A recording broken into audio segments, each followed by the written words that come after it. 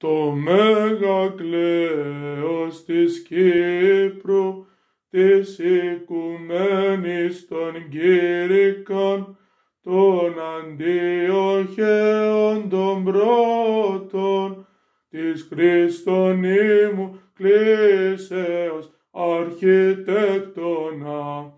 της Ρώμης των κλινών εισηγητήν και θείων των εθνών σαγηνευτήν,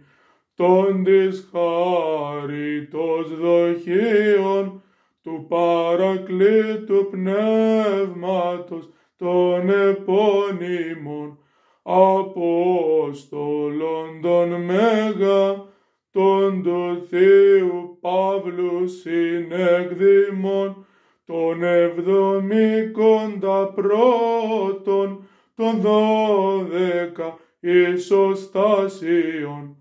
πάντες συνελθόντες ετός η πίστη,